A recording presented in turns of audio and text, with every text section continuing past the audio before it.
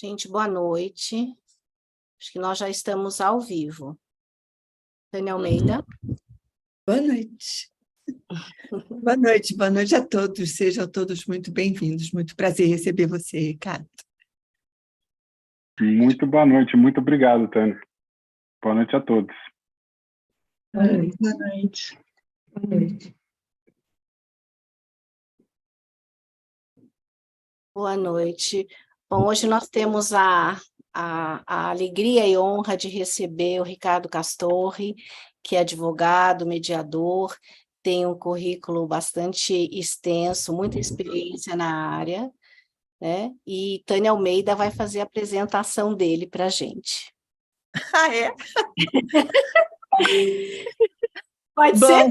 Ricardo e eu temos uma história que já está indo para quase 10 anos, eu acho, que a gente se conhece, e a gente já transitou por muitas possibilidades dentro da mediação. Nós já estivemos juntos numa situação em que ele era advogado das partes e eu era mediadora. Nós já estivemos juntos como mediadores, os dois, trabalhando no mesmo caso. Nós já estivemos juntos como professores, os dois, dando um curso no IBGC. Já houve situações em que eu fui professora e ele aluno, e já houve situações em que ele foi professor e eu fui aluna. Então, a gente tem uma história aí de muita construção de conhecimento, nós temos mentes férteis e conversamos muito sobre o que a gente vive nesses cenários, de muita construção de conhecimento e de muito compartilhamento de conhecimentos também. E aí o lado profissional eu deixo por sua conta. Eu continuo aluno da Tânia, né? Como vários aqui. Então, fico muito honrado com a apresentação e vou complementar com poucas coisas. Deixa eu só admitir aqui que eu sou o host. Minha trajetória foi sempre dentro do direito empresarial. Eu comecei como estagiário no Pinheiro Neto, fazendo fusões e aquisições, e cheguei aqui nos últimos 10 anos, basicamente dedicado a disputas entre sócios. Eu brinco, então, que eu comecei como fazendo namoro e casamento empresarial e virei terapeuta de casal e fazedor de divórcio. Mas eu continuo crendo no amor, apesar da mudança de cenário. Eu tive a minha primeira experiência com a mediação, lá vão 12 para 13 anos, em 2010, e a Tânia já ouviu falar isso algumas vezes. Não foi com ela e não foi boa. Eu não tive uma relação de amor à primeira vista com a mediação. Eu precisei de 2, 3 tentativas para que, então, nessa ocasião que a gente se encontrou, eu como advogado e ela como mediadora, no caso, co-mediadora com Adolfo Braga, num caso muito complicado, um caso de 3 gerações de uma família empresária que vinham há anos se desentendendo e que, em 2014, chegaram no ápice dessa crise. E foi nesse momento em que eu me envolvi como advogado. Não tinha ainda uma experiência positiva com a mediação, mas sem querer, por indicação do advogado, do resto da família a quem eu não representava, chegamos a Tânia e ao Adolfo, e foi então que eu entendi o método. Foi a descoberta da utilidade da mediação para mim num cenário que eu já tinha enfrentado de brigas entre sócios familiares, mas numa modalidade que eu ainda não tinha praticado, que é a mediação. Foi um caso longo, uma mediação de mais de um ano, e que é um ponto de inflexão na minha trajetória profissional.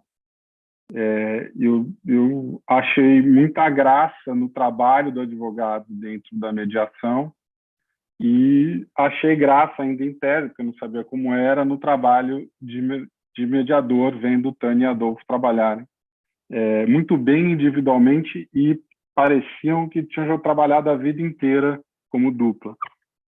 E, se não me engano, era a primeira vez que estavam atuando em comediação, né? Ou seja, quem sabe, sabe. Mas foi uma experiência tão boa. Foi difícil, o caso acabou várias vezes, depois voltou, não foi simples, mas foi uma experiência muito boa e eu fui mordido, digamos assim, pela pulga da curiosidade de explorar o papel de mediador profissionalmente. Passaram-se mais 4 ou 5 anos, até que em 2018 eu fui fazer o curso do Mediare, tive aula com a Fernanda, com a Cláudia, com vários de vocês aqui hoje, e obviamente fui um péssimo aluno, mas gostei muito do curso e fui buscar a capacitação fora do Brasil. Fui fazer cursos técnicos de capacitação de mediador em várias universidades nos Estados Unidos e entendi a técnica, mas queria entender o que estava por trás da técnica, o porquê das técnicas. E então, em 2019, já tirei um sabático acadêmico. Eu vim aqui para os Estados Unidos, onde eu estou agora, comecei um mestrado em negociação e resolução de conflitos em Colômbia, e esse mestrado foi interrompido, de certa forma, no começo de 2020, pela pandemia. Voltei para o Brasil, comecei a pôr em prática aquilo que eu tinha aprendido nesses cursos todos. Aprendi um pouco aquilo que só a prática ensina, né? Porque é muito fácil explicar, mas é difícil de fazer. E, de alguma forma, fui amarrando as pontas entre prática e teoria. E graças à generosidade da Tânia, tive a minha primeira oportunidade de lecionar, uma coisa que é apaixonante. Acho que todos que tiveram a oportunidade de fazer entendem bem o que eu quero dizer. E no final do ano passado, surgiu a oportunidade para eu voltar a Nova York e terminar o mestrado, que é o que eu estou fazendo aqui agora. Eu, então, organizei a conversa em cima dessa trajetória. Eu sou novato, professor, e como aqui é um bate-papo, eu vou trazer mais alguns aprendizados nessas duas funções. Na verdade, dividir um pouco a minha experiência, muito mais do que aprendizado, nessas duas funções, e trazer, no final, observações que a prática e a teoria, como eu reduziria essa experiência em termos de lições que eu tive e que eu gostaria de dividir com vocês. São 4 slides. No meio deles, eu vou fazer uma pausa para a gente sair dos slides e ter um pouco de um momento de digressão, e quem quiser participar da digressão, por favor, fique à vontade. E a qualquer momento, se quiserem fazer uma pergunta, eu acho que não é uma aula, é um bate-papo. Então, eu vou projetar. Deixa eu começar aqui. Veja se você precisa de algum auxílio, Ricardo, enquanto você vai trazendo esses seus slides, também para dar boas-vindas a todos os participantes que estão nos acompanhando aqui e pela transmissão do YouTube, em nome da parceria Mediare da COR. Dizer que você está sendo recebido aqui por 2 GTs, 2 grupos de trabalho e de estudos em conjunto, o grupo de empresas familiares, que está sendo coordenado pela Sandra Bayer e pelo Mangini, e o grupo de empresas e organizações, que está coordenado por mim, e pela Cláudia Grossman. Então, fique muito à vontade, realmente é um bate-papo recheado de muita experiência, de muito conhecimento. Ricardo, a palavra está com você novamente. Obrigado. Vou começar, então, falando do período que foi maior na minha trajetória, que foi o período como advogado em conflito empresarial, lato sensu, não só aqueles que envolvem empresas familiares. Peraí, que não andou. Agora foi. Eu trabalhei em todo tipo de casos. Companhia aberta, companhia fechada, caso familiar, caso briga de amigo, gringos com brasileiros, argentino com alemão, argentino com japonês. Foi assim uma experiência variada do ponto de vista de cenários. Mas depois de alguns casos eu passei a enxergar uma dinâmica comum. Uma dinâmica que não é novidade para quem milita nesse cenário há algum tempo, mas que, para mim, ao longo do tempo, um acúmulo dos casos começou a gerar uma certa, como é que eu posso dizer, uma certa inquietude no meu papel, em relação ao meu papel. Essa dinâmica que eu identifiquei comum é basicamente a que começa com uma escalada muito rápida. O caso chega para o advogado quente, e o advogado tem que tomar uma decisão muito rápida, porque o cliente está querendo, está com uma urgência, precisa de uma liminar, ou precisa impedir uma certa deliberação de acontecer. Sempre os casos chegaram à minha mão a 1000 por hora. E isso significa que você tem um universo limitado de informações sobre o caso, você conhece muito o caso pela boca do seu cliente, e você tem que tomar, portanto, decisões que possivelmente vão ter consequências por todo o processo, por toda a crise pelo qual ele está passando, com um conjunto limitado e bastante incompleto de informações. Isso foi presente, isso foi uma marca registrada do meu engajamento como advogado. E, na sequência, à medida em que as medidas judiciais ou mesmo societárias iam sendo implementadas, a vida da empresa, a dinâmica da empresa implicava em que fossem acumulando impasses. O evento deflagrador, o motivo da crise era mas rapidamente a vida da empresa passava a estar submetida a essa dinâmica do conflito entre os sócios, e essa dinâmica do conflito entre os sócios implicava em que novos impasses fossem acontecendo e, com isso, o negócio e a administração da empresa passassem a operar dentro da lógica da existência do conflito. Eu gosto de metáforas, eu vou usar uma. A sensação é de que rapidamente a metáfora do conflito societário, na minha experiência, e tudo que eu vou falar aqui não tem pretensão teórica nenhuma, é com base na minha experiência e fazer o relato disso, mas é um pouco a Primeira Guerra Mundial. Movimentos muito rápidos e a cristalização das posições numa guerra de trincheiras em que você faz um esforço enorme para vitórias parciais e inconclusivas. O fato é que nenhum dos casos que eu considero como típicos dessa minha fase profissional acabaram com menos de 4 ou 5 anos. Todos tiveram entre começo e fim 4 ou 5 anos, obviamente que não todos dentro dessa dinâmica. Talvez 1 ano e meio, 2, de muita troca de arsenal, e um período talvez igual de impasse, e o final, uma negociação longa, desgastante, e para produzir um acordo que, a despeito de todo o nosso empenho, de todos os advogados nos casos, era óbvio desde o início da disputa. Podia ter um penduricalho ou outro de contingência por conta da dinâmica da briga e do desdobramento da briga e o passar do tempo, mas nada muito surpreendente. Os acordos não eram fruto de uma ideia genial, eram fruto do cansaço das partes com o conflito.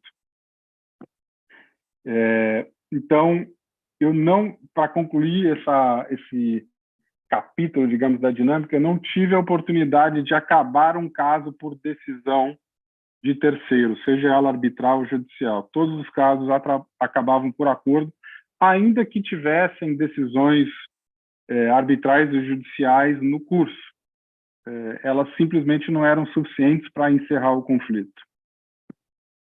E nesse meio tempo, como eu já disse, a administração era capturada pelo conflito. Mesmo nos casos em que a briga começava entre sócios, a verdade é que o passar do tempo arrastava a administração para o conflito.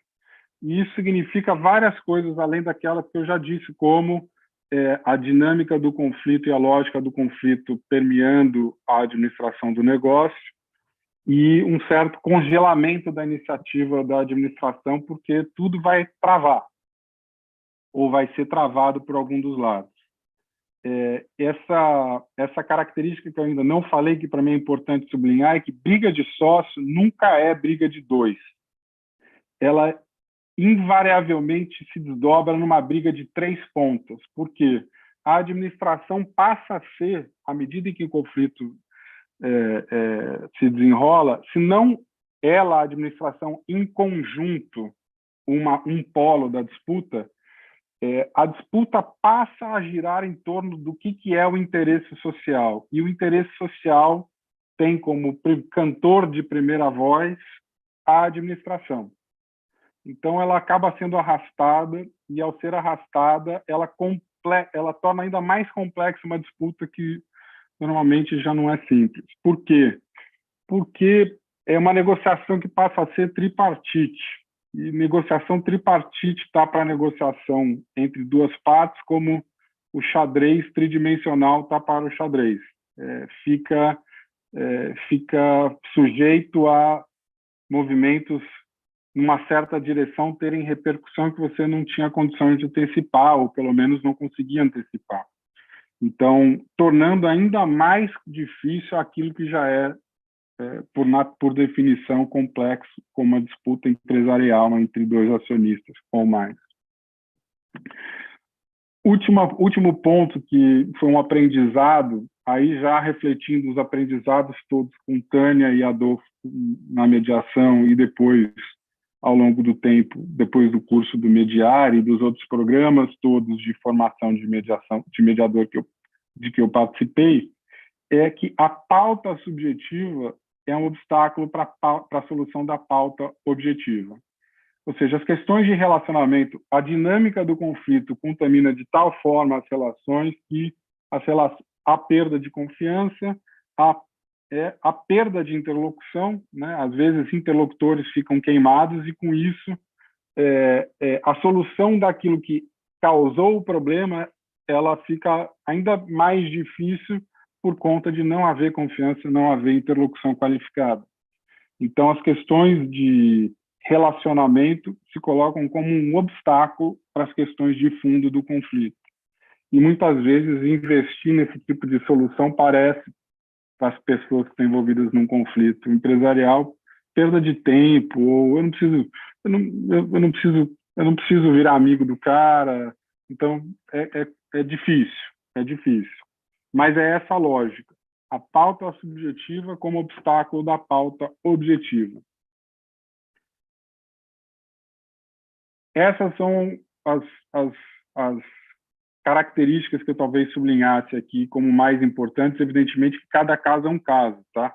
Mas isso me parece que é absolutamente comum, não só na minha experiência, mas no que eu converso com gente mais experiente, e todo mundo concorda.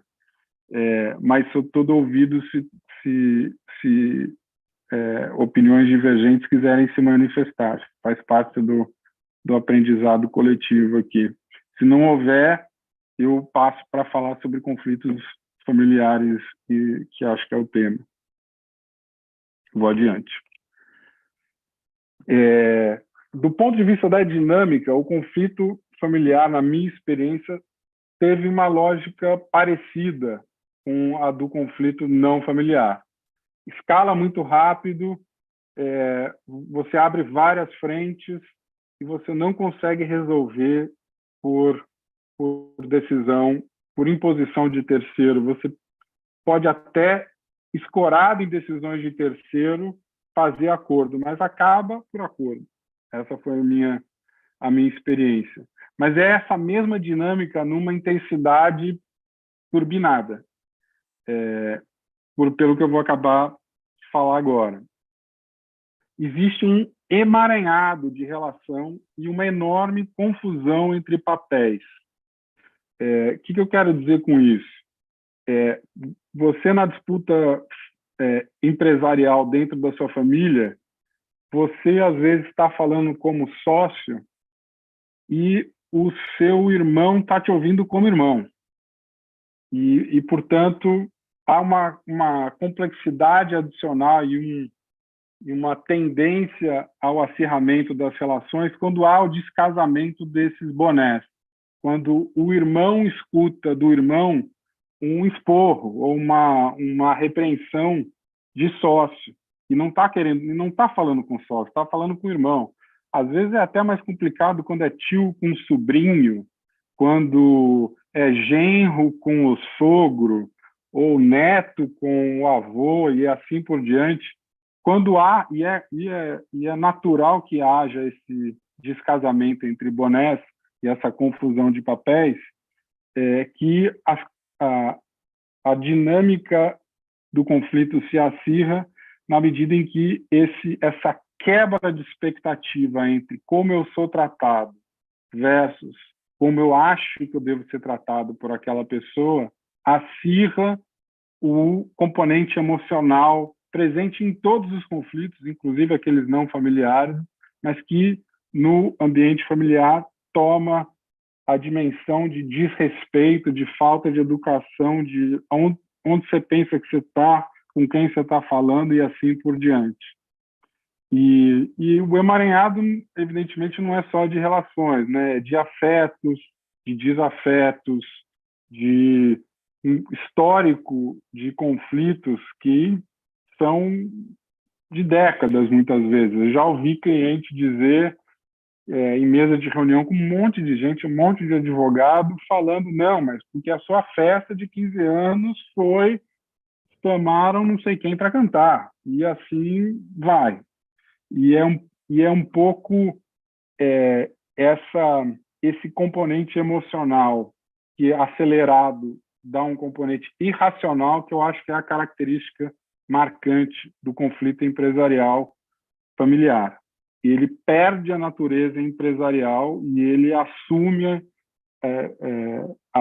o viés determinante passa a ser o das relações familiares, seja do ponto de vista das emoções, seja do ponto de vista da confusão entre papéis. O resultado disso foi que, em todos os casos que eu trabalhei, eu vi as pessoas com a vida capturada pelo conflito. Não é o negócio que é capturado pelo conflito. O negócio, sim, é capturado pelo conflito.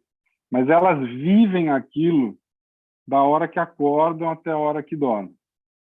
E no conflito empresarial genérico, existe esse desgaste. As pessoas não estão no seu ambiente natural, mas não é no grau de profundidade e intensidade que as pessoas, pelo menos com quem eu tive contato, experimentam quando o conflito é dentro da família. E isso é um grande obstáculo para a solução, na minha experiência. Porque quando a vida da pessoa é capturada pelo conflito, ela passa a se definir, é parte da identidade de quem ela é, o posicionamento que ela assume dentro do conflito. Isso enrijece a cintura do negociador demais. Isso dificulta a capacidade de escuta demais. Quantas vezes eu já ouvi na sala de reunião, como advogado e mesmo como mediador, poxa vida, mas ele sempre fala isso. Ele sempre fala isso, mas é da boca para fora. Poxa vida, se ele sempre fala isso, se o outro lado sempre fala isso, você não consegue colocar isso na sua equação, tem alguma coisa errada com você, de alguma forma. E não é que a pessoa que diz isso está errada, é que ela está contaminada pela identidade, a sua personalidade, a sua forma de existir no mundo está contaminada pelo papel que ela assumiu dentro daquele conflito. E isso difícil de romper, porque é uma questão de identidade. E, como uma questão de identidade, assume uma lógica própria. E a pessoa, acho que todos que já advogaram num conflito como esse já viram clientes tomando decisões que não têm fundamento na racionalidade. É a lógica do eu não vou ter, mas ele também não vai ter. É o lose-lose, né? Vamos pular juntos do penhasco, mas eu não vou tomar a saída antes, que é melhor para mim e para ele, porque eu quero que ele se dane mais do que eu quero que ele se dê bem, porque eu próprio me dê bem. Então, existe à medida em que isso acontece, à medida em que esse conflito se arrasta, há um afastamento da racionalidade e a predominância de um quadro emocional que, para mim, como advogado muito despreparado para lidar com isso, inicialmente foi chocante. E já um pouco me repetindo, como é algo que mexe com a identidade da pessoa, as pessoas têm muita resistência, uma resistência muito maior do que no cenário não familiar, para mudar de ideia ou para aceitar ad argumentando o princípio oferecido pelo outro lado. E se a gente não consegue fazer esse exercício de empatia nem ad argumentando, poxa, a capacidade de construir soluções de benefício mútuo é teórica, muito mais do que prática. E aqui a minha conclusão é que esses conflitos invertem a lógica do conflito empresarial padrão, não familiar. Aqui, a pauta objetiva, na verdade, ela mascara a pauta real, que é subjetiva, que é das relações. E isso, para mim, como advogado, sem o preparo para... Também jovem, e sem a experiência para ter essa visão quando aconteceu, demorou para cair a ficha de que o tema que o cliente ou os clientes debatiam como sendo a questão, não tinha solução possível, não porque ele era impossível de resolver, mas porque a relação não estava resolvida. E daí nenhuma solução será possível mesmo. Mas, como esses casos, pelo menos comigo, o envolvimento do cliente com o advogado se dá aos poucos.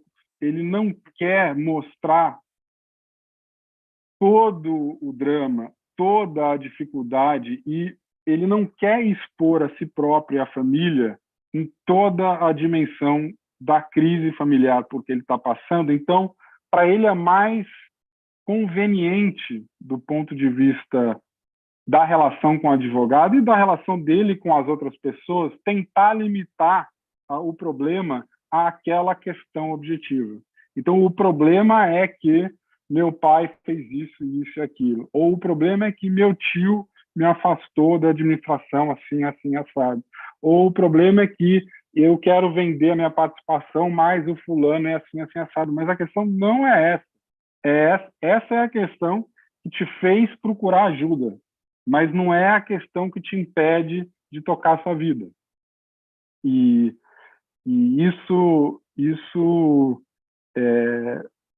não basta saber disso para saber lidar com isso, porque demanda uma confiança do cliente que, às vezes, quando você está conhecendo o cliente naquela hora, confiança demora. E às vezes, você precisa ouvir da boca dos outros um pouco, do outro lado, aquele que você não representa, para entender, então, o pedaço da história que o cliente não está te contando. Então, esse somado à identidade que a pessoa adquire no conflito. Do outro lado, a dificuldade que ela tem de encarar a questão como uma questão familiar e preferir tratar como uma questão contratual, legal, financeira, o que quer que seja, faz uma combinação que torna esses conflitos, muitas vezes, impossíveis de resolver a despeito de todo o esforço de advogados e mediadores, do emprego de todas as técnicas de negociação lastreado em interesses, necessidades e etc., às vezes não é possível, por conta dessa combinação de um elemento emocional muito forte e o desejo de não entrar na pauta emocional na frente do advogado ou na frente de mediador ou quem quer que esteja participando, às vezes a própria administração ou pessoas da confiança da família. Esse paradoxo, para mim, é onde está o obstáculo para a solução desses casos. E daí, de certa forma, me repetindo e me encaminhando para a pausa da apresentação, um pouco para uma digressão, é que eu diria que as soluções jurídicas muitas vezes são indispensáveis, mas em muitos casos elas são insuficientes. A gente precisa de um olhar mais amplo para esses casos.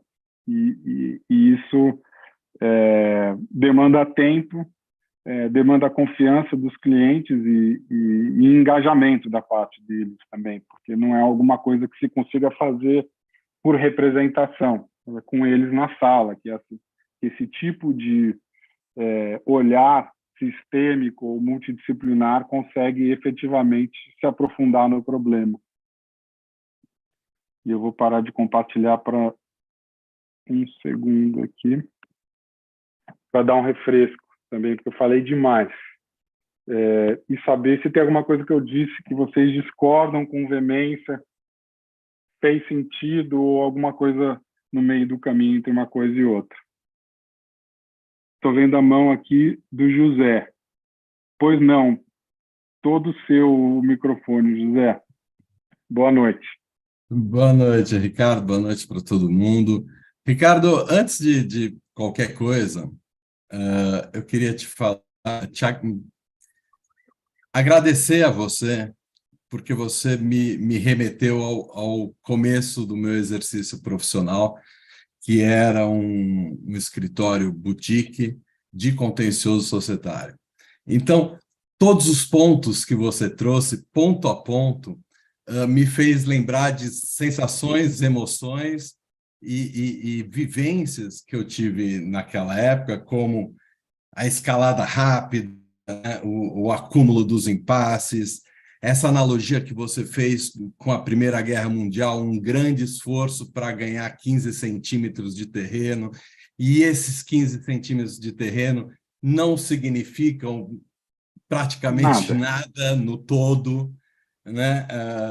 Porque essas decisões de fato, decisões judiciais de fato, não são suficientes, né, para a resolução do conflito, nem o todo, e às vezes nem em parte, às vezes é um grande esforço para quase nada, né? E gostei muito das suas analogias com xadrez tridimensional, essa da Primeira Guerra, do que eu chamo de bicicleta verde, que sempre aparece a bicicleta verde, porque você quebrou a minha bicicleta verde quando eu tinha 10 anos de idade, e os caras estão 40 anos, sócios de uma empresa enorme, e estão brigando, de fato, pela bicicleta verde, né? E a exclusão, né, foi um ponto que você não citou, mas está embutido, né, nas suas falas, a exclusão de um familiar ou outro nas questões familiares, nitidamente aparecem, né, a quebra de expectativa que você trouxe. E Ricardo, eu queria saber, dentro da sua prática, e eu não tenho tanta prática em mediação empresarial familiar assim, eu queria saber, dentro da sua prática, quais são os cuidados e o preparo que você adota, sabendo que vai enfrentar uma questão de uma empresa familiar. Daí eu tenho outras perguntas, mas daí eu vou deixar para todo mundo também. Tá, faz as outras, que essa eu vou responder daqui a pouco. Tá bom. Tá. Ok. A segunda, que é também, quem sabe você até venha a trazer, nós aqui no Brasil, nós temos uma formação muito mais facilitativa e menos avaliativa, né? Acho que até diferente do que você tem visto aí no seu mestrado em Colômbia, né? Muito. A prática aqui é de praticamente um árbitro, muito mais do que Exatamente, é avaliativa na sua essência de dar caminhos, sugestões, e não é como que a gente é formado aqui no Brasil, Sim. né? Queria saber um pouco da sua experiência, de como é essa postura do mediador mais avaliativo em questões de empresas familiares. Tá. Eu acho o seguinte, no Brasil é muito grande a confusão entre o papel do árbitro e mediador pelos clientes. Eles têm, mesmo os sofisticados, eles adotam um cuidado, uma certa deferência a falar com o mediador, um certo resguardo, como se o mediador tivesse algum poder. E não só isso, eles querem ouvir. Eles, assim, é muito comum ouvir o que eu faço, o que você acha que eu devo fazer. E a minha preferência pessoal não é por responder essa pergunta dessa forma, nos casos familiares. No caso que não é familiar, eu me sinto confortável em dizer o seguinte, responder sem responder, dizendo, olha, esse caminho aqui, na minha experiência, tende a te levar para o cenário A, B, ou B, C, ou C, D, e esse outro aqui vai dar em X, Y, Y, Z, ou alguma coisa no meio do caminho. Mas apontando o caminho e não a solução. Dando a resposta. No caso da família, eu não tenho a confiança ainda para fazer a mesma coisa, porque é um caso que, por mais longo que seja, a gente, como mediador, só conhece o que é falado na sala. E o que é falado na sala é a espuma do caso. Então, eu acho que o cuidado, no caso familiar, em ser facilitativo muito mais do que opinativo, deve ser ainda maior, porque o que você está vendo é muito pouquinho. Assim, o advogado, no caso de família, ele conhece o caso 1000 vezes melhor do que o mediador, porque ele escuta sem o filtro, ele escuta o xingamento, a história cabeluda, o detalhe da bicicleta verde, quem que comprou e tudo mais. E o mediador, a conversa tende a ficar um pouco mais no que as partes entendem que é essencial, e quando você cava, elas te dão, às vezes, o mínimo necessário para você não perguntar de novo. Então e eu digo mais, eu sou, muitas vezes, um tanto mais novo do que as pessoas com quem eu estou conversando na sala, que estão passando por isso. O que, para mim, ainda limita mais a profundidade da minha pá, ou da minha cavada. Elas se sentem mais autorizadas a tentar me responder menos. Eu continuo perguntando, eu não tenho vergonha de perguntar, mas, de alguma forma, limita a minha capacidade de dar conselhos para alguém que é mais velho, muito mais experiente, e em relação a quem eu conheço uma parte muito pequena da tragédia, digamos assim. Então, eu tenho que sair pela tangente. Pois não. Mas obviamente, que a tua experiência como advogado nessa área também te dá uma autoridade substancial para atuar como mediador. Me dá autoridade para dizer a eles que o que eu, de alguma forma, já disse aqui, que é o seguinte, se você está me procurando, muito provavelmente é que a sua situação não vai se resolver por uma decisão de um terceiro, e você já sabe disso. Então, eu vou fazer o possível para te manter no trilho de uma solução negociada, com o compromisso de que, na hora que parecer que está rodando no vazio, eu vou te avisar e você tenta outro profissional ou dá um tempo. Eu não assumo para mim a condição de dono da solução. Não, ou sabe tudo, ou alguém... Eu até preciso performar. Aqui eu estou falando com vocês com um grau de informalidade que, num cenário familiar, se tem um senhor de 80 e tantos anos na mesa, como já aconteceu, eu não posso falar. Eu tenho que me comportar de acordo. Mas eu não me coloco como uma figura de autoridade, porque eu não acredito que eu vou ter a solução e eu gosto de manifestar mais o meu papel como de curioso, mais do que dono da razão. Obrigado, Ricardo. Estou adorando. Vamos dar oportunidade para todos aqui. Valeu. Obrigado. A próxima mão levantada aqui é da Alessandra. Boa noite, Alessandra. Oi, Tudo boa bem? noite. Tudo bom? A minha pergunta é assim, pela sua experiência, porque assim, as empresas familiares, pelo menos aqui no Brasil, a gente sabe que a quantidade de empresas familiares vai diminuindo à medida que vai passando as gerações, né? Da primeira para a segunda geração sai uma galera, da segunda para a terceira sai também bastante gente. Então, eu tenho uma pergunta assim, em 3 partes. Pela sua experiência, essas disputas mais sérias, que a ponto de buscar a mediação, eu imagino que elas aconteçam a partir da segunda, mas eu queria confirmar essa minha ideia. E, assim, isso é uma parte da pergunta. E a outra é que, também, pelo menos aqui no Brasil, e pelas pessoas com quem eu converso, as empresas familiares elas tendem a ser mais informais na sua administração. A gente custa implementar uma governança, um compliance, todo mundo vai fazendo um pouco de tudo. Você acredita que essa informalidade assim, na administração interna da empresa contribua para o agravamento dessas questões que chegam até você? Começando pela segunda, com certeza sim. Quem não está na frente do negócio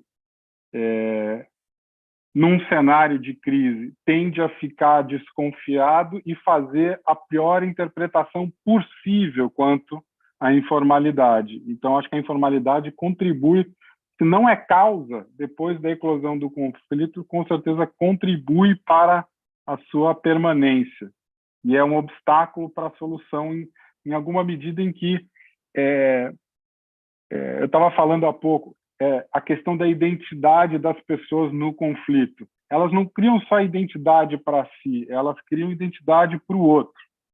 E daí o outro vira o malandro, o cara que não quer dar a informação. Poxa, mas o cara nunca quis saber da informação, nunca veio aqui perguntar, ou eu mando o relatório, nunca respondeu um e-mail. Não, mas, entendeu? Então tem... essa identidade se forma não só em relação a mim, mas eu também crio em relação ao outro, e eu acho que tem aquela frase famosa que a claridade é o melhor agora me fugiu a expressão, é o melhor desinfetante, né? E eu acho que as relações contaminadas pelo conflito às vezes precisam ser desinfetadas dessas outras coisas e um programa de transparência, o fato de ter um site onde as informações podem ser obtidas sem precisar pedir a ninguém, auditoria, coisas assim, sem dúvida, tendem a baixar a temperatura. Podem não ser capazes de impedir, mas tendem a baixar a temperatura. Outra coisa, a sua pergunta primeira sobre se o avançar do tempo e das gerações contribui, certamente, mas nem precisa ir para chegar na terceira. Eu acho que crise e conflito e mudança são coisas que andam de mãos dadas. Então, a mudança de uma geração para outra promove ou requer um arranjo que muitas vezes não existe, ou que uma vez discutido e começado a levar adiante, gera ruído, a escolha de sucessor, quem vai participar ou quem não vai participar. Então, eu acho que a mudança por isso que é muito importante prever e antecipar, né? porque dilui no tempo o amargor de decisões, muitas vezes, que precisam ser empresariais e que geram repercussão nos afetos. Então, sem dúvida, o passar do tempo sempre e a mudança de uma fase para outra, ou de uma mão para outra, sem dúvida é catalisador da crise que às vezes já vem acumulando, né? Rodolfo, boa noite, Rodolfo. Tudo Olá, bem? boa noite a todos, boa noite, Ricardo, bom te ver aqui. Parabéns Muito aí bom te ver. pelo que trouxe até aqui.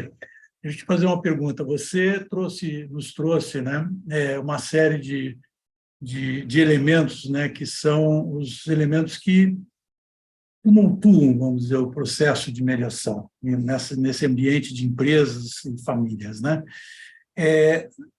O que você poderia nos trazer que funcionou bem, que você viu que funcionou melhor, o que trouxe, vamos dizer, uma virada de jogo, se é que ela aconteceu em algum desses casos, né? Você tem algum exemplo? Eu não posso dar um exemplo concreto, mas eu posso dar um conjunto de ferramentas que eu acredito, porque no fundo o que eu acredito é que não existe uma solução mágica. Os casos são absolutamente, ainda que dentro de uma dinâmica comum ou que seja possível extrapolar para comparar um caso a outro, os casos são absolutamente únicos. Ainda que as pessoas entrem ou se encaixem de alguma forma em arquétipos, a gente não pode tratar as pessoas como arquétipos. Sim. Então, eu tenho um conjunto aqui de recomendações que eu já vou dar junto com a resposta ao José, mas eu peço para aguardar um minuto que eu vou chegar lá. Tá Mas ótimo. obrigado pela pergunta. Obrigado. Muito bom te ver. Sérgio, bola contigo. Boa noite. Boa noite, Ricardo. Boa noite a todos.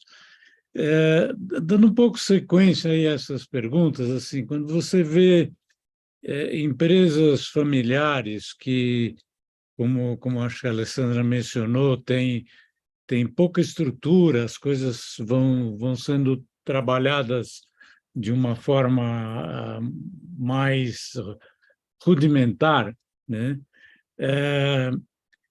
E aí elas começam a implementar processos de governança, muitas vezes seguindo assim uma cartilha um pouco rígida, de dizer, bom, cria um conselho, chama alguém de fora para ser um conselheiro independente e tal. Você vê essas coisas contribuindo para ajudar a resolver o conflito ou, ao contrário, contribuindo para acirrar os conflitos, de que, de alguma forma, você precisaria primeiro lidar com os conflitos familiares e depois instituir procedimentos de governança mais elaborados. Como você vê um pouco o ovo ou a galinha aí nessa história? Eu acho que é muito difícil. Eu acho que, vamos lá, num cenário em que tem um fundador do controle do processo, e ele, de alguma forma, é o titular soberano dessa escolha entre resolver conflitos primeiro ou tratar de governança.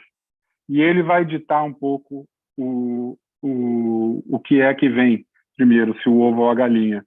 Eu acho que não existindo essa poder, digamos, essa figura de um poder concentrado, é inevitável que essas coisas aconteçam meio que para e passo. E gerando novos ruídos, mas é muito difícil. Eu acho que alguém virar para uma facção, com perdão da expressão, virar para outra e dizer, não, a gente primeiro vai arrumar a governança e depois a gente vai tratar dessa sua pauta aí. Eu acho que isso gera conflito. Se não existe o conflito, se ele não está materializado, isso vai materializar. E da outra maneira, se quem tem uma pauta de conflito a resolver tentar impor essa negociação como antecedente a tratar do outro, também vai promover o conflito, que talvez até seja uma estratégia de trazer o conflito à tona. Mas eu não vejo como, sem a presença de um poder concentrado, tratar as coisas e impor uma ordem. E eu acho que é natural que elas aconteçam de mãos dadas. O que eu, de alguma forma, respondendo à pergunta anterior, Sérgio, do Rodolfo, mas sem me estender para tratar ela no conjunto das recomendações, o que eu acredito é seguir o movimento natural daquela família.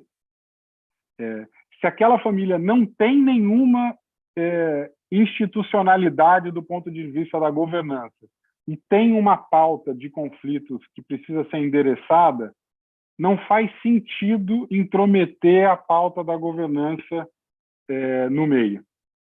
Eu acredito que eu vou aproveitar a tua pergunta para fazer minha digressão.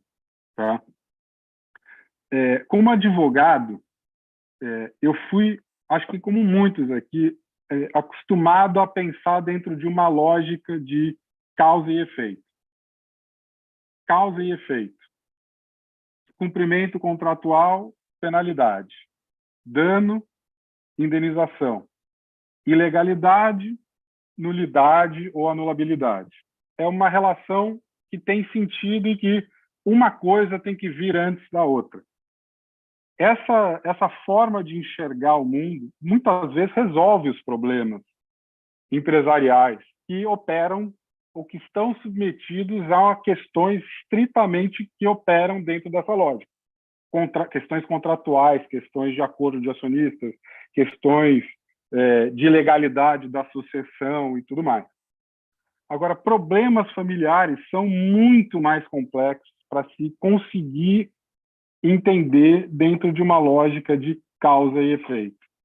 Problemas familiares são sistemas dinâmicos. Eles se retroalimentam. O que eu faço promove em você aquilo que me faz querer brigar com você. E o que você faz promove em mim querer brigar mais ainda com você.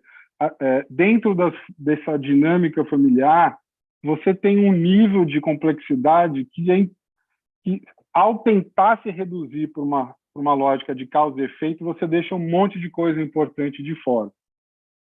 Então, a minha recomendação é na linha de é impossível impor uma solução a diferentes núcleos e gerações de uma família empresária.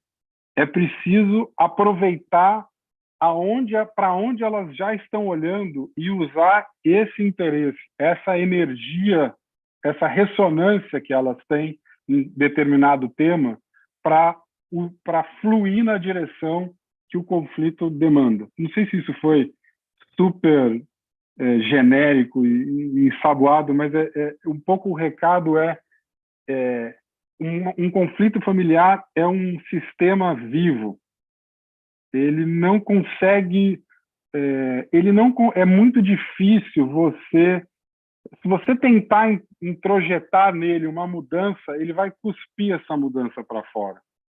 Ele só aceita aquilo que de alguma forma ressoa dentro dele.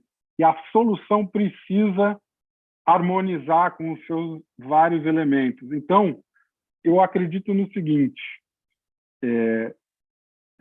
baby steps. Baby steps. Eu vou antecipar um pouco aqui a conclusão e dizer, eu acredito no trabalho pelas beiradas, mais do que na intromissão de uma ideia ou de um programa perfeito, ou está aqui o acordo de acionistas que vai resolver a vida de vocês. Assim, é o tipo da coisa que provavelmente, se tiver algum cliente potencial assistindo, eu já perdi ao dizer isso. Mas é realmente o que eu acredito, que você não consegue lutar contra o sistema dinâmico da família em conflito. Você só consegue canalizar aquela energia numa determinada direção, que é para onde eles já naturalmente tendem a ir. A minha pergunta, eu acho que quando colocado diante de um caso como esse, depois de ouvir todos os dramas, todas as sentenças de lado a lado, de quem tem razão, quem não tem razão, é fazer a pergunta, mas vem cá, o que está dando certo? Ou o que evita que piore? E é por aí que eu acho o caminho de aproveitar aquele conjunto de pessoas que não concordam sobre um monte de coisa, conseguir levá-los numa direção um pouco arrastados, um pouco induzidos, mas por uma dinâmica própria deles. Faz sentido? Faz sim. Legal. Se tiver outra pergunta, eu respondo, senão eu vou voltar aqui para a minha projeção, porque eu quero deixar um tempo para mais perguntas depois da segunda metade. Posso voltar a projetar? Mais alguma mão levantada? Não. Vamos lá.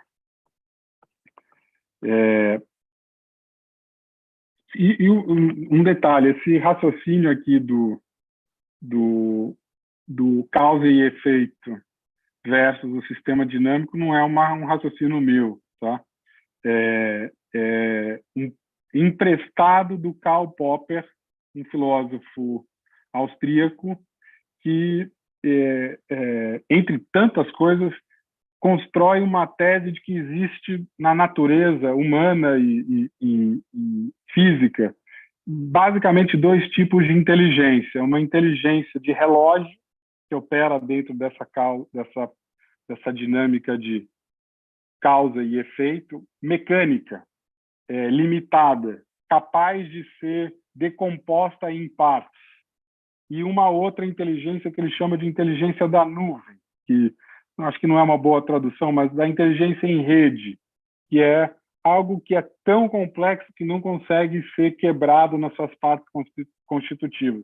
Se você tentar quebrar em partes constitutivas, é impossível recompor, então não é possível criar uma solução. É preciso aprender a solução dessa rede.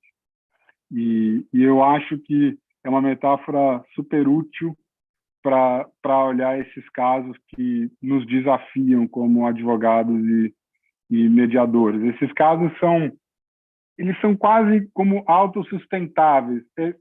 As famílias, elas aprendem a conviver em conflito. Elas cortam as relações, elas deixam de se frequentar e elas encontram um ponto de equilíbrio no qual eu não falo mais com fulano, mas eu não falo com meu irmão, mas eu vou na festa do meu sobrinho, o meu cunhado eu não cumprimento, na pizza de domingo do meu avô eu só vou se fulano não tiver.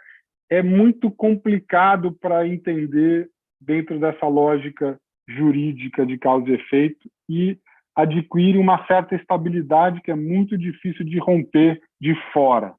É preciso operar com aquilo que já acontece de dentro. Então, terminada aqui minha digressão, vou voltar a fazer o compartilhamento. Espera aí que eu não estou achando a apresentação.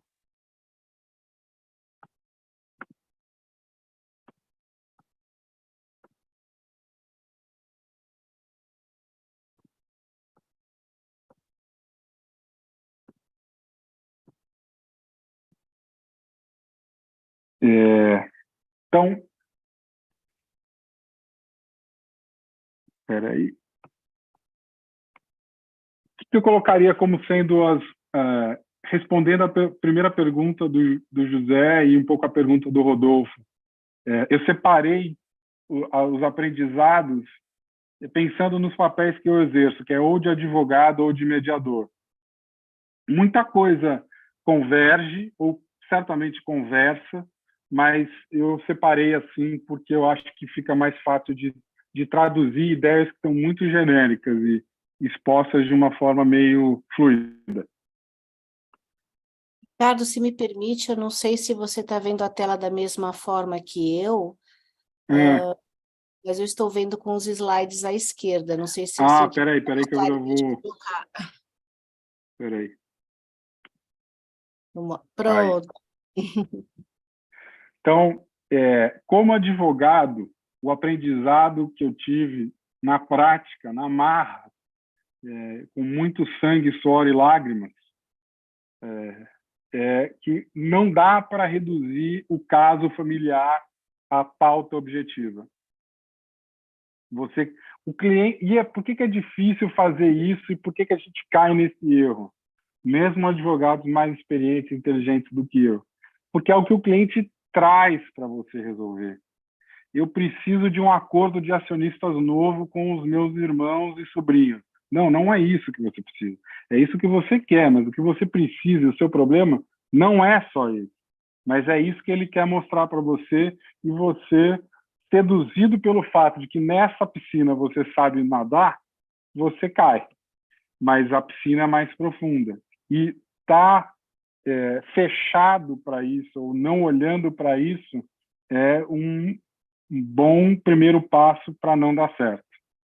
Porque você vai aprender, em algum momento você vai entender, mas você já vai ter tomado o caminho e feito escolhas que te colocam mais longe da solução e não mais perto. Outra coisa, na medida em que você não se vale mais da pauta subjetiva e das soluções exclusivamente jurídicas para o caso, você precisa atuar em várias frentes. Você precisa atuar na construção do acordo de acionistas que seu cliente pediu, porque se você não produzir um acordo de acionistas, ele vai te mandar passear. Mas você precisa atuar nas outras frentes também. Olhando para o sistema, você precisa entender quais são as relações que vão ser importantes de estarem azeitadas para que um acordo de acionistas saia. E o acordo, às vezes, até pode ser entre as holdings dos irmãos, mas umas 2 ou 3 holdings podem ter sobrinhos que dão as cartas, ou o marido da filha. Adquirir essa inteligência sistêmica é fundamental para você entender quais são as peças desse conjunto que precisam se mover na direção do acordo. E quando você entende isso, você precisa atuar nessas várias frentes para que elas convirjam na solução. E isso é super mais fácil falar do que fazer, mas isso é através de passos pequenos. É atuar naquilo, atuar na periferia do sistema e não direto no miolo da alcatra. Com perdão de mais uma metáfora. É atuar na beirada e com pequenos passos para que esses passos pequenos se acumulem na direção que você quer que eles caminhem. Isso demanda, e aqui mais uma homenagem à Tânia, porque a expressão é dela. Eu ia, inclusive, colocar um trademark aqui na apresentação, mas ia ficar muito pequenininho, que é o uso da lente bifocal. O que é a lente bifocal? É trabalhar no curto e no longo prazo. Não adianta só trabalhar no curto prazo, mas também não adianta só trabalhar no longo prazo. O olhar no longo prazo é esse olhar sistêmico. Quem apita daquele lado lá que eu preciso conhecer e influenciar? Quem tem certa resistência a quem? Isso eu só consigo fazer quando eu estou com a cabeça erguida. Mas eu preciso atuar no curto prazo, porque senão eu perco o cliente. Então, eu preciso o tempo inteiro olhar para o todo para poder focar no que eu tenho que fazer. Mas eu preciso desse movimento. Eu não posso ficar perdido nem um nem outro. Por conta disso, eu acredito cada vez mais em construir muitos acordos parciais ou provisórios. O que eu quero dizer com isso? Não é produzir um acordo do ponto de vista do advogado, aquele pedaço de papel batizado acordo. Eu chamo de acordo o combinado sobre quando vai ser a próxima reunião e sobre o que a gente vai falar e quem que vai participar da reunião. E não só combinar isso, mas, então, fulano, você vai trazer o parecer do Beltrano ou os números do não sei o que lá, e trazer os números do não sei o que lá. É fazer pequenos acordos, e na medida em que eu vou fazendo pequenos acordos, eu tenho dois efeitos. Eu dou a sensação de conquista ou de realização. Eu tiro aquelas pessoas de uma dinâmica do nada dá certo para criar um momento de, não, estamos avançando. É passo de tartaruga. Quando você olha para trás, você percorre uma distância com passos de tartaruga. Outra coisa, eu começo o trabalho de reconstrução de uma confiança, não aquela confiança que existia antes da briga, porque essa muito provavelmente é impossível de ser restabelecida, mas é a confiança necessária que eu preciso ter na outra pessoa, naquelas outras pessoas, no sentido de que ela vai cumprir o que combinou comigo. Não existe contrato possível entre pessoas que não se confiem minimamente. Então, fazer esses pequenos acordos, que não se confundem com acordos de papel, mas combinados parciais que vão se acumulando, é um jeito de mudar a dinâmica, de dar uma sensação positiva e de restabelecer e colando aos poucos a confiança quebrada. Como advogado, muito cuidado com a forma de se expressar, e essa aqui eu aprendi errando, porque eu tendo a ser precocemente informal. E num ambiente em que as pessoas variam de idade, variam de a forma como elas se colocam e etc., é muito perigoso ser muito formal com alguém que é absolutamente informal, porque vai deixar ela com a pulga atrás da orelha, esse cara está tentando me enganar. Mas, do outro lado também, se eu sou proporcionalmente informal com quem tem 90 anos de idade, ou é chamado de doutor, ou senta na cabeceira da mesa, ou o que quer que seja, que demande uma formalidade, eu como advogado, eu preciso estar perfeito no nível de formalidade 100% do tempo. E isso de todas as coisas muito difíceis aqui, essa é a menos difícil. Porque é sempre, de certa forma, pecar pelo excesso um pouquinho. E cuidar da comunicação em todo momento. Às vezes, eu não tenho ilusão de que a gente vai resolver só na conversa as coisas. Às vezes, é preciso exercer a musculatura do contencioso, seja notificando ou ajuizando uma ação qualquer, é inevitável. Mas mesmo quando você vai ajuizar uma ação em nome do seu cliente contra o pai dele, você pode tomar medidas de cuidado para ofender o mínimo possível. Seja explicando, se for possível por escritos, às vezes não é, se for possível, explicando por escrito, porque aquilo teve que ser feito. Se não é possível por escrito, verbalmente, mas comunicando.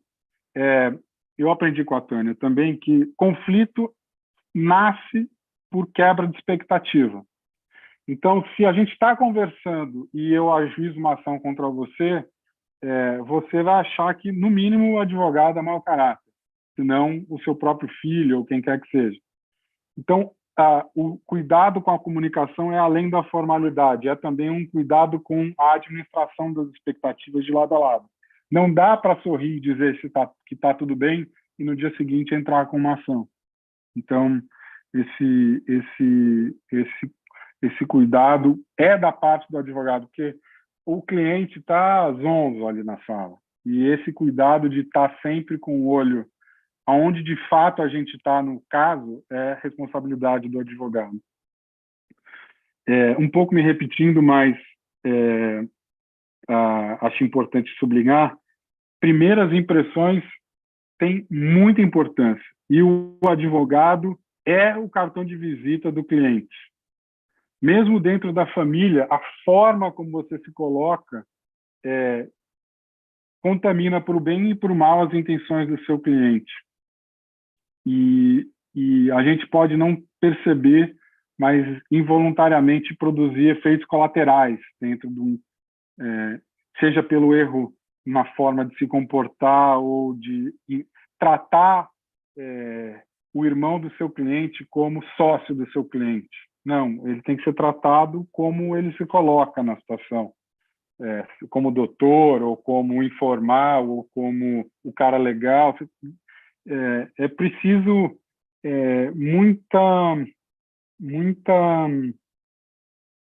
muito jogo de cintura, eu acho, para entrar num ambiente de uma família em conflito. E eu acho que primeiras impressões têm o poder de produzir efeitos lá na frente muito poderosos.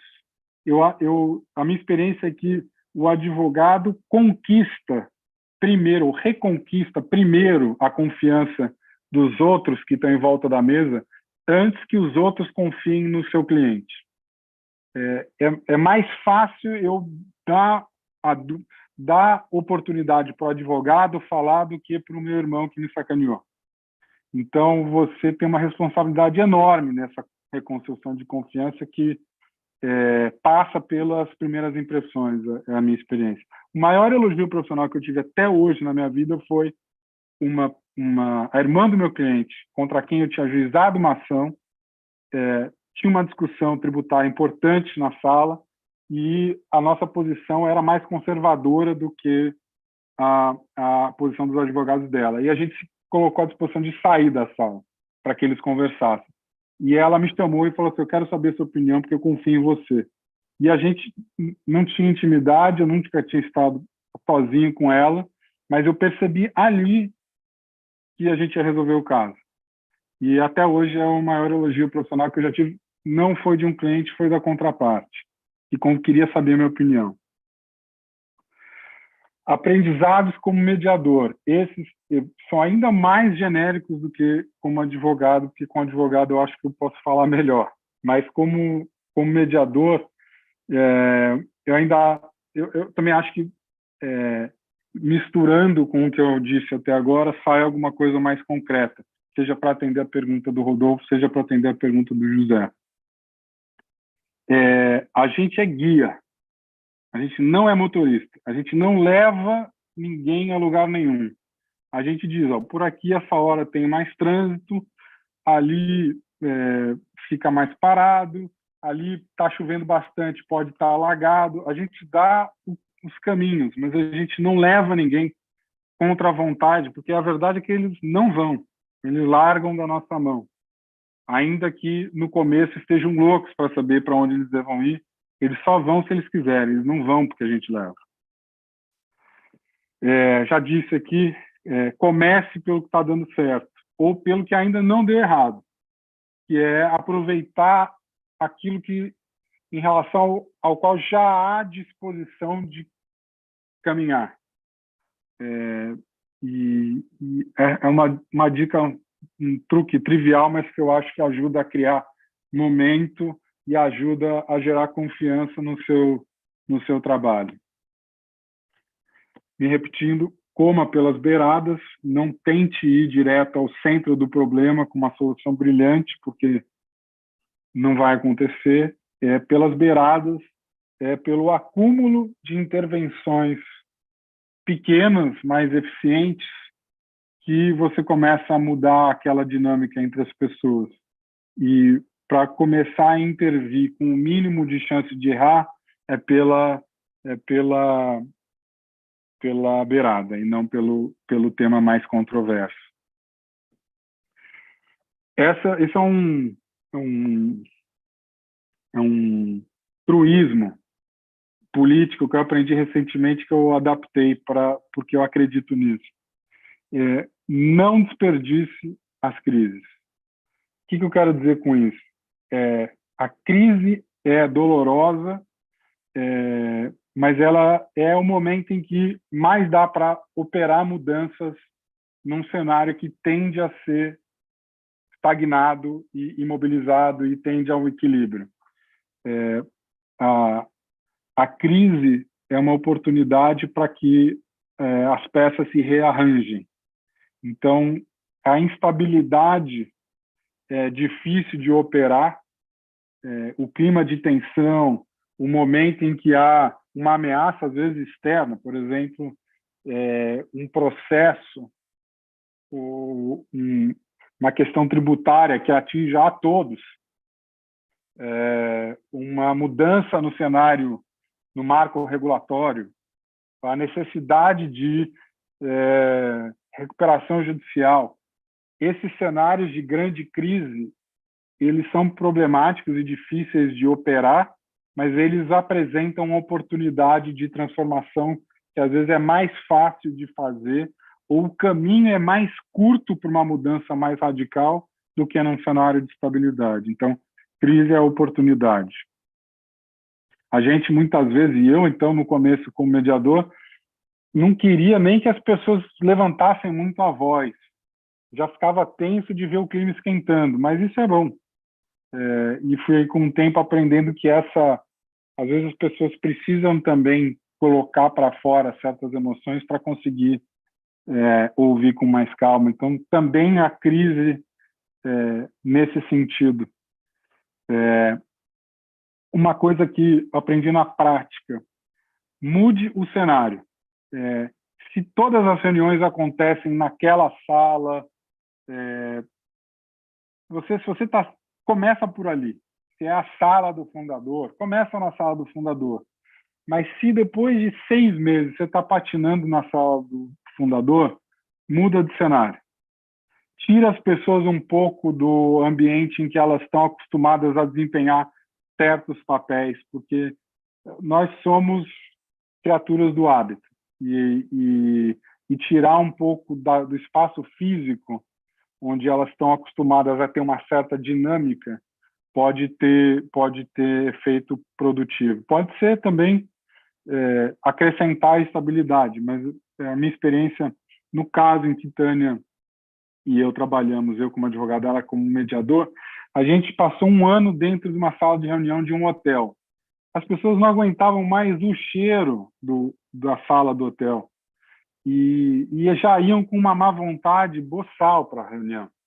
E foi quando a gente levou a reunião para a sala do fundador que a coisa assumiu uma outra dinâmica. O engajamento do fundador com o caso foi outro e o caso caminhou para a solução, não por causa disso, mas porque essa é uma das pequenas mudanças que acumula um efeito dentro desse sistema e chega a um resultado diferente do que as pessoas estão acostumadas naquele ambiente. Acho que todo mundo que já trabalhou num caso familiar reconhece que há um padrão repetitivo de comportamento. Não só repetitivo de comportamento, mas às vezes até repetitivo de fala. As pessoas recorrem aos mesmos comportamentos e às mesmas falas, e às dinâmicas com as quais elas estão acostumadas. Então, interferir nisso com o cenário, às vezes, é importante. Última coisa, e é uma coisa que eu aprendi também na prática, porque, especialmente quando tem pessoas mais sérias, ou mais sisudas, ou mais velhas que eu na sala, eu sinto a necessidade, como eu já falei aqui, errar para mais no contexto da formalidade, mas não só na formalidade, mas de deixar um semblante tenso. E eu acho que as pessoas são, nesse cenário em que elas se encontram muito, esses conflitos duram anos, às vezes mais de uma década. Elas encontrarem alguém com um toque de alegria, não que faça piada da situação, mas com um toque de alegria e otimismo, tem um efeito muito bom sobre as dinâmicas tensas e às vezes repetitivas que elas estão acostumadas a ter com a sua família. Então, eu acho que na dose certa é poderoso. E com isso, última coisa, antes de abrir para perguntas, eu queria dar vou deixar para depois, eu vou dar uma dica de leitura. que é algo que eu estou lendo e que me ajudou a amarrar algumas ideias para hoje. Mas sou todo ouvidos para a pergunta. Críticas, comentários e tudo mais. Discordâncias. Tem um comentário no chat aqui do Igor, lá do comecinho. Dá uma olhadinha, Ricardo. Boa noite. Deixa eu ver. Entendo todas as dificuldades.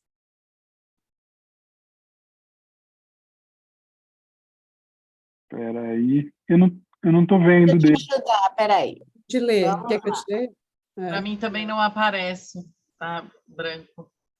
Ele tá como se fosse apagado para mim. Tá.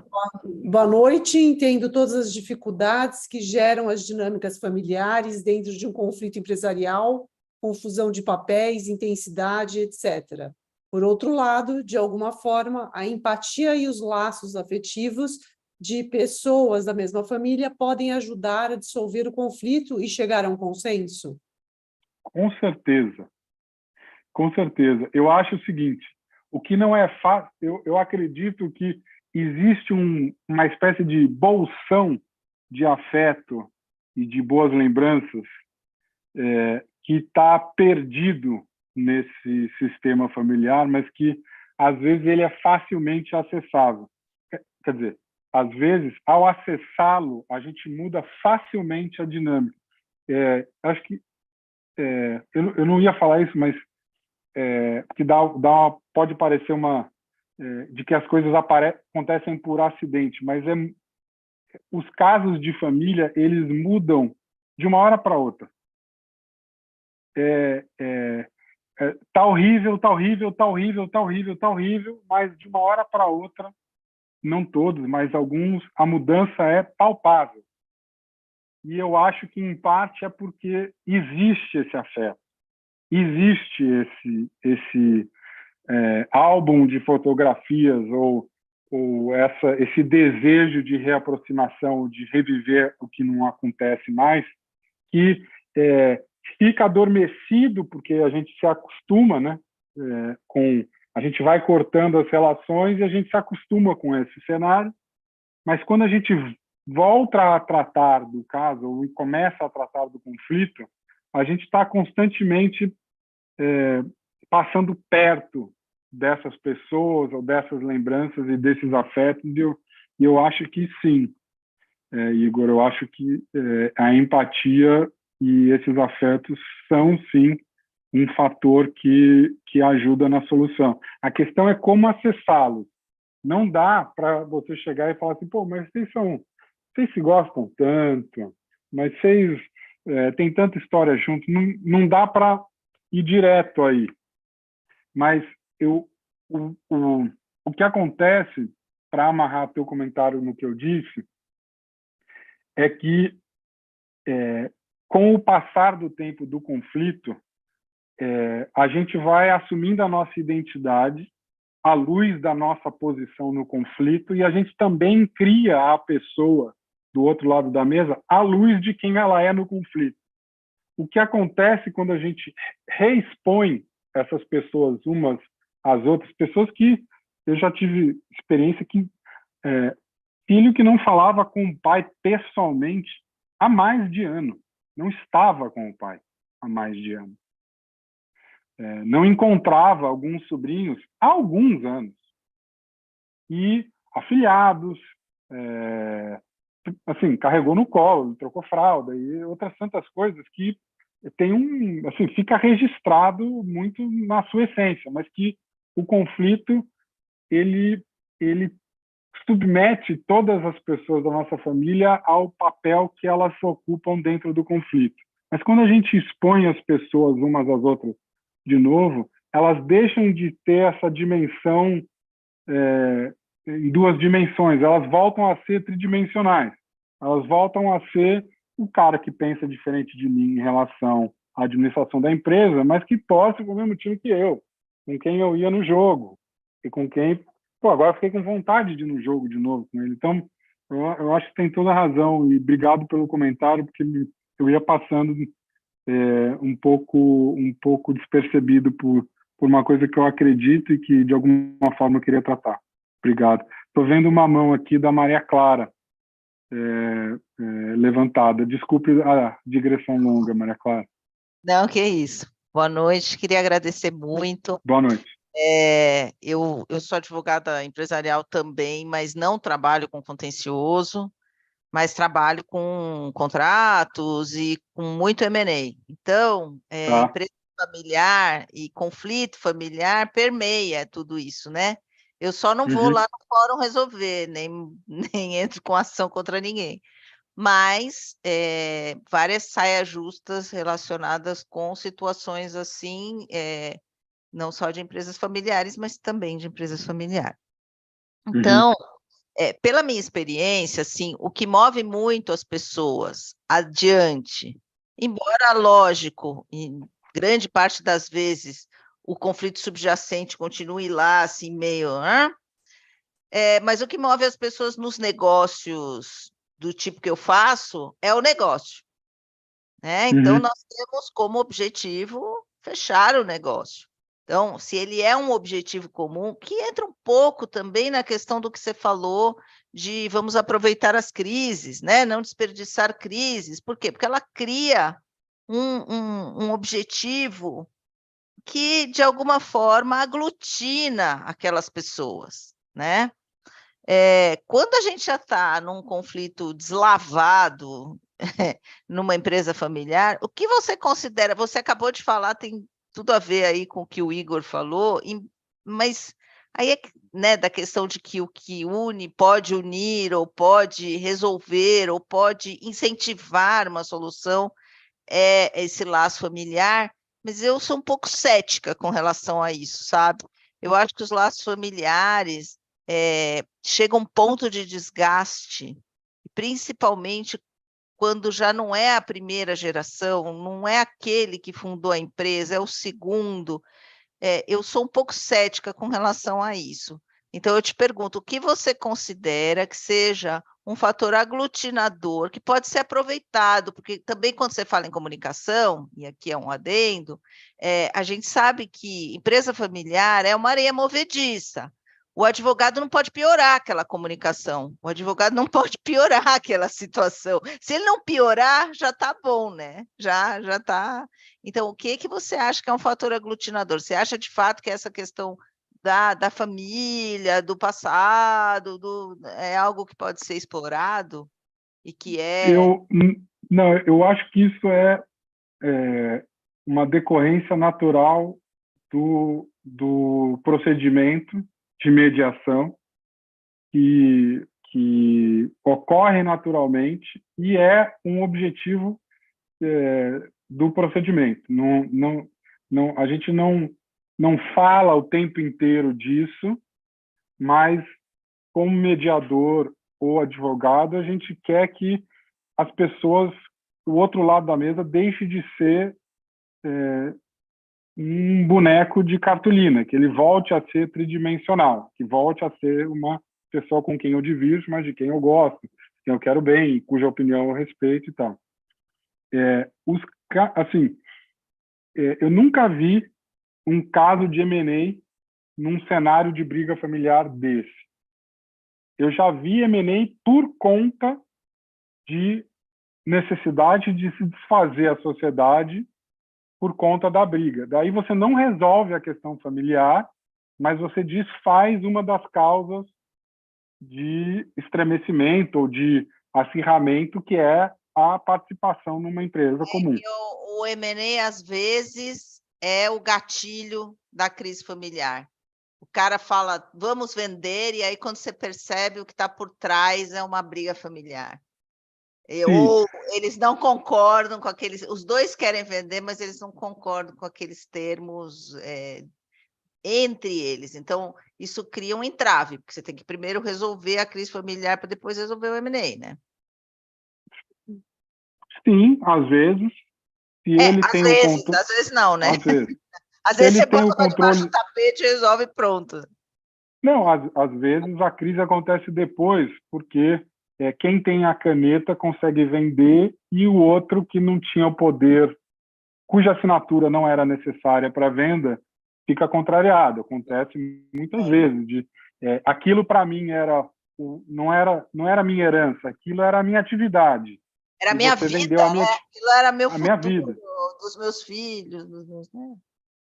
Eu acho o seguinte,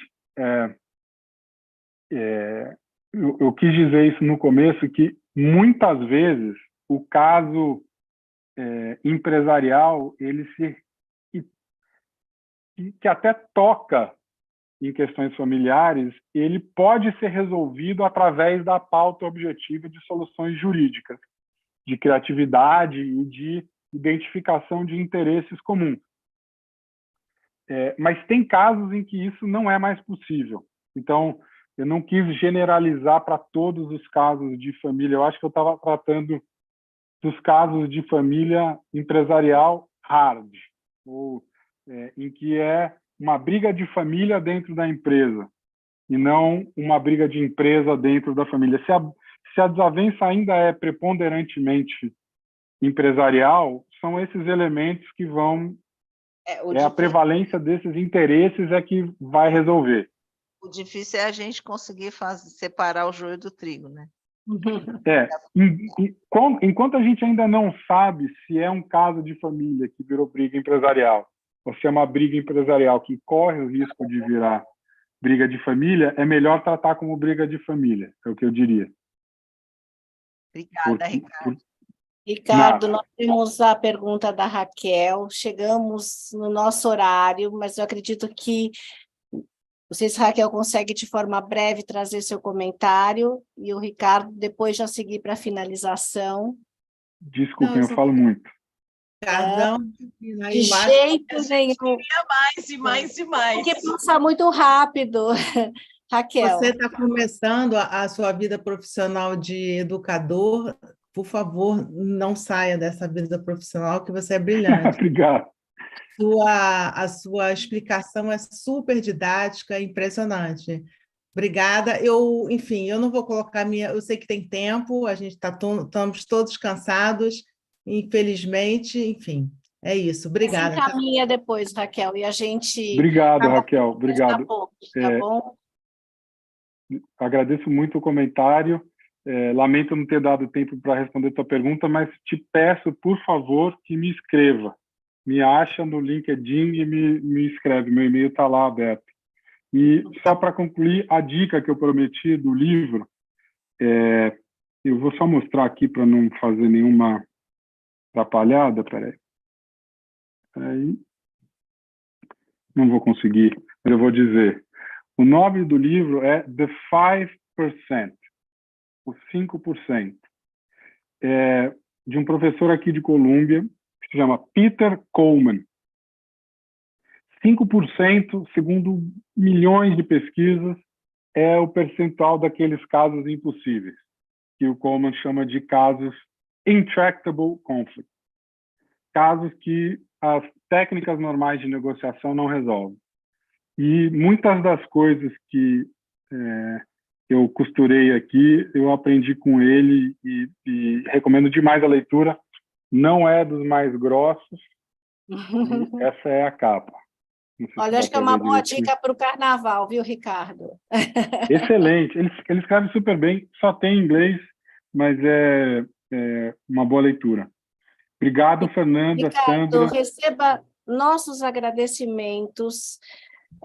Sua exposição foi brilhante. Raquel conseguiu condensar o nosso sentimento e que a gente possa te escutar cada dia mais e inúmeras vezes e por outras vezes. Muito, muito obrigada. Nos vemos em maio no curso, então. Sim, sim. Muito bom. Boa Que noite. Boa noite a todos que participaram também. Obrigado pela oportunidade, foi um prazer e passou muito rápido. Passou mesmo. Boa noite, boa noite. Boa noite. Obrigado, obrigado, Cláudio. Obrigado. Obrigado, Tânia, José, a todos. Obrigada, Ricardo.